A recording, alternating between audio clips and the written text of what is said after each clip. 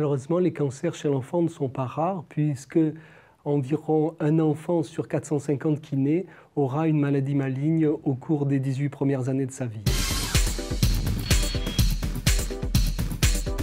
Il faut, pour prendre en charge ces patients, des centres de cancérologie pédiatrique dédiés qui puissent offrir une prise en charge très pluridisciplinaire. Il faut d'abord que ces patients soient pris en charge par des spécialistes d'hématologie et d'oncologie, médecins, mais il faut également des chirurgiens, il faut des radiothérapeutes, il faut des pharmaciens, il faut également des équipes d'infirmières qui connaissent ces patients, qui connaissent leurs besoins et sachent s'en occuper.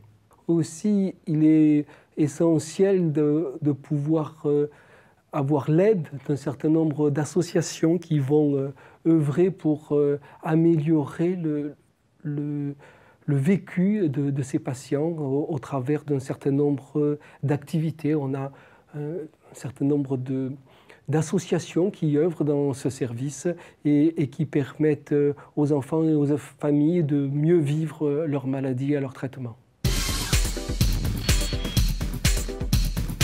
Beaucoup de recherches ont été effectuées pour les cancers de l'enfant et continuent à l'être.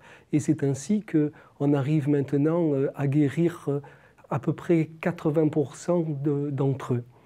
Ceci veut dire que d'abord, malheureusement, 20% de ces enfants ne guérissent pas et qu'il faut pour eux trouver d'autres solutions, des solutions qui peuvent être la mise au point de nouveaux médicaments, la mise au point de nouvelles techniques de thérapie cellulaire, comme des lymphocytes armés contre les maladies cancéreuses ou des greffes de cellules souches hématopoïétiques un peu particulières.